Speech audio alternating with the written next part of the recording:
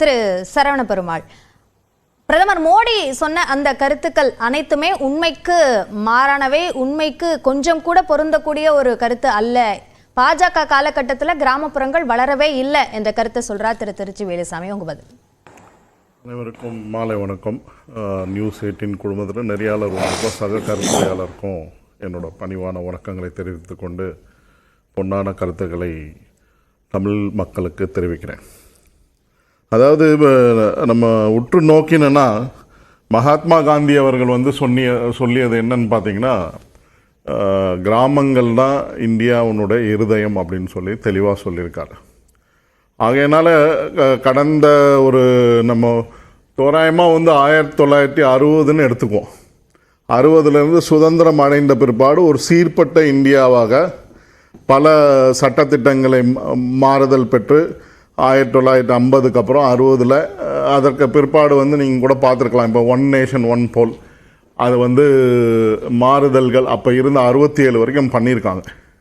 So அந்த மாதிரியான ஒரு சட்ட திருத்தங்கள்லாம் வரும்போது கிராமங்களில் மேம்பாட்டு அப்படின்னு பார்க்கணுன்னா நம்ம வளர்ச்சிகள் அப்படின்னு பார்த்தா இன்னும் நம்ம ஒரு தொய்வில் தான் இருந்திருக்கோம். அதற்கு பிற்பாடு ஏற்பட்ட 91லேருந்து 96 நரசிம்மராவ் கவர்மெண்ட் எடுத்துக்கிட்டோன்னா அங்கே வரலாறுகளை விட்டுலாம். இப்போ கரண்டா நடந்துட்டு இருக்க விஷயத்தோட ஒப்பிட்டு பார்க்கும்போது பிரதமர் நரேந்திர மோடி சொல்லக்கூடிய விஷயத்திற்கும் நிதர்சனத்திற்கும் நிறைய முரண்கள் இருக்குன்னு சொல்றாங்க. இல்லை, அதுதான் அது எப்படி முரண்கள் இருக்குன்னு நீங்கள் சொல்கிறீங்க. பாருங்கள், இப்போது முரண்கள் இல்லைன்றதான் என்னோட வாதம். ஏன்னு கேட்டிங்கன்னா, பாயிண்ட் நம்பர் 1, உங்களுக்கு இன்றைக்கி கிராமப்புறங்களில் இணையதள வசதிகளோடு அங்கே தகவல் பரிமாற்றம் நடந்து கொண்டு இருக்கிறது.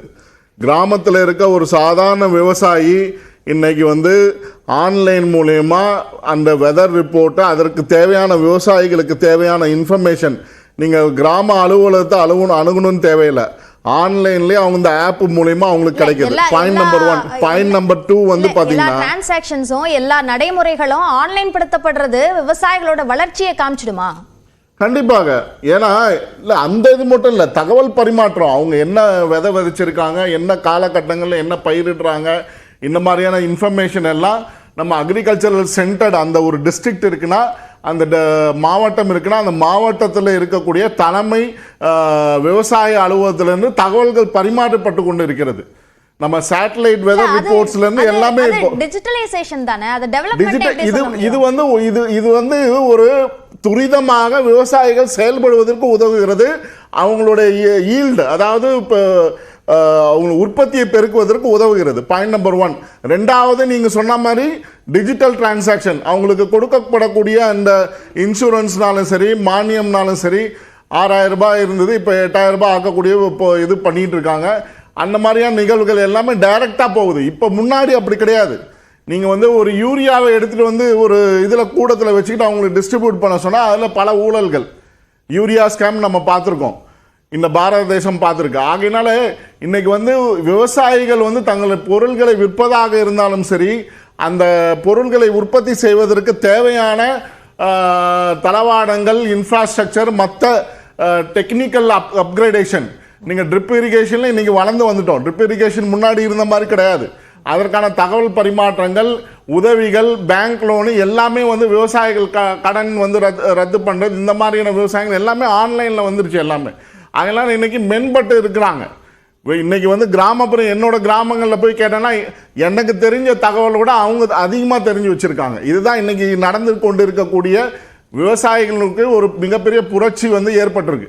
இது நரேந்திர மோடி அவர்கள் இல்ல, அப்படியான புரட்சி இருக்கிற கிராமங்கள்ல சாதி அடிப்படையாக வைத்து ஒரு அமைதியை சீர்குலைக்கிற ஒரு முயற்சி நடந்துட முடியுமா? அதுதான் நடக்குது அப்படின்றதான் அவரோட கண்ணோட்டம். ஏன்னா நீங்கள் ஒவ்வொரு தேர்தலையும் நீங்கள் காஷ்மீர்லேருந்து கன்னியாகுமரி வரைக்கும் பார்த்துட்டீங்கன்னா, அது எந்த கட்சியாக இருந்தாலும் சரி, பாஜகவாக இருந்தாலும் சரி, அங்கே சாதிய குறுக்கீடுகள் கொண்டு தான். அதையெல்லாம் மீறி நீங்கள் ஒரு கேண்டிடேட்டை நிறுத்தணும். அங்கே நடக்கக்கூடிய விஷயங்கள் அதான். இந்த ஜாதியில் இருக்கவங்களை போட்டால் தான் நீங்கள் இங்கே தமிழகத்தில் பார்த்தீங்கன்னா ஒரு குறிப்பிட்ட ஜாதியை சார்ந்த ஒரு அரசியல் கட்சியினுடைய தலைவரோட படத்தையே நீங்கள் பிரச்சாரத்தில் பயன்படுத்த மாட்டாங்க எதிர்கட்சிகள். அந்த மாதிரியான ஒரு சூழ்நிலை இருக்குது. ஏன்னா ஒரு சில இடங்களில் அந்த ஜாதிய தலைவரோட படத்தை போட்டால் ஓட்டு உழுவாது. இல்ல அப்படியான இந்த மாதிரியான ஒரு விஷயத்தை தான் வந்து பாரத பிரதமர் இருக்கிறவங்க மட்டும் தானா? பாஜக அப்படி செய்யறது இல்லையா? இல்ல, அதை தான் சொல்ல வரேன். இந்த இந்த இந்த போக்கு தான் மாற வேண்டும். ஏன்னா வந்து பாரதி கண்ட புரட்சி பாரதம் அப்படின்னு நம்ம சொல்லக்கூடிய ஜாதிகள் இல்லையடி பாப்பா குல தாழ்ச்சி சொல்வது இது குற்றம் அப்படின்னு சொல்லியிருக்காரு. அந்த போக்கில் நம்ம போயிட்டு இருக்கோம்னா இன்னும் இல்லை. ஏன்னா நம்ம ரிசர்வேஷன் கேட்டுக்கிட்டு தான் இருக்கோம். ஜாதிய சென்சஸ் எடுக்க சொல்லி எதிர்கட்சிகள் ரொம்ப ஸ்ட்ராங்காக வலியுறுத்துறாங்க. இதை பேஸ் பண்ணி கேஸ்ட் பாலிடிக்ஸ் கொண்டு வரணுன்றது தான் அவர் வந்து அதை வந்து நேரடியாக சொல்லியிருக்கிறார் அவரோட தகவல்களை. ஓகே, திரு காரை செல்வராஜ், அந்த சாதிவாரி கணக்கெடுப்பு என்பது கேட்பதே சாதி அடிப்படையிலான அரசியலை செய்வதற்காகத்தான் என்று குறிப்பிடுகிறார்கள். உங்களுடைய கருத்து? இல்லை, தங்க வரதராசன் பேசுகிற பொழுது இவர் இந்த யார் பேரையும் குறிப்பிட்டாமல் பேசுவது வந்து அது காங்கிரஸை நோக்கி, எதிர்க்கட்சிகளை நோக்கித்தான் அவர் பேசினதாக ஒரு செய்தி தொடர்பாளராக நான் எடுத்துக்கிறேன் என்று சொன்னார்.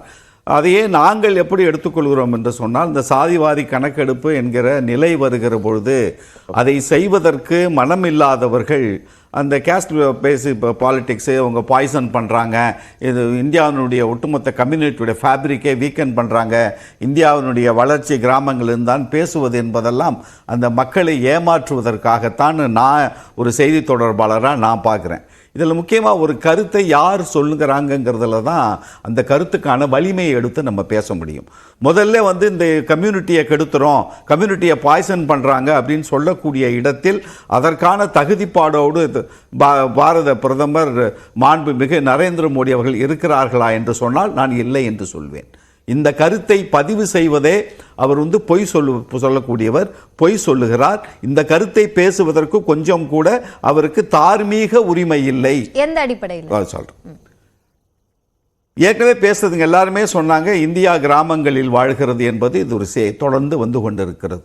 இந்தியாவினுடைய அரசியல் சாசனம், இந்தியாவினுடைய ஆன்மா எங்கே இருக்கிறது என்று சொன்னால் மதச்சார்பற்ற, ஒற்றுமையாக அனைவரும் ஒன்றாக சகோதரர்களாக சேர்ந்து வாழ்கிற இந்த நாடுதான் உலகத்திற்கே எடுத்துக்காட்டாக இருக்கிற ஒரு ஜனநாயக நாடு என்பதுதான் நமக்கு பெருமை. அதை சிதைத்திருப்பவர்கள், அந்த மதச்சார்பற்ற தன்மையை சிதைத்திருப்பவர்கள் கிராமங்களில் சாதியை கொண்டு போய் இந்த நாட்டினுடைய ஒற்றுமையை குலைக்க நினைக்கிறார்கள் என்று பேசுவது உண்மைக்கு புறம்பானது. இதுக்கு ஒரே ஒரு உதாரணத்தை சொல்லிடுறேன். ஹேட் ஸ்பீச் ஈவெண்ட்ஸ் இன் இந்தியாங்கிற ஒரு அமைப்பு வந்து இப்போ ஒரு ஆய்வறிக்கை வெளியிட்டிருக்கிறாங்க. இது ரொம்ப முக்கியமான ஆய்வறிக்கை. இது அதில் வந்து 75% ஹேட் ஸ்பீச், மொத்தம் 668 ஹேட் ஸ்பீச்சஸ் அவங்க லிஸ்ட் பண்ணியிருக்காங்க இந்த 23-24. அதில் வந்து ஒரு 70% ஹேட் ஸ்பீச்சஸ் நடந்தது பாரதிய ஜனதா கட்சி நடைபெறுகிற ஆட்சி இருக்கிற மாநிலங்களில் தான் ஹேட் ஸ்பீச்சஸ், வன்முறையை தூண்டக்கூடிய பேச்சுக்களை பேசியிருக்கிறார்கள். அதுவும் குறிப்பாக பாரதிய ஜனதா கட்சியை சேர்ந்தவர்கள் அப்படிங்கிற குறிப்பை கொடுத்துட்டாங்க. இதில் இன்னொரு முக்கியமான குறிப்பு என்ன கொடுத்துருக்காங்கன்னு கேட்டால், கடந்த மகாராஷ்டிரா தேர்தலில் ஒரு நாட்டினுடைய பிரதமர் என்பதையும் மறந்துவிட்டு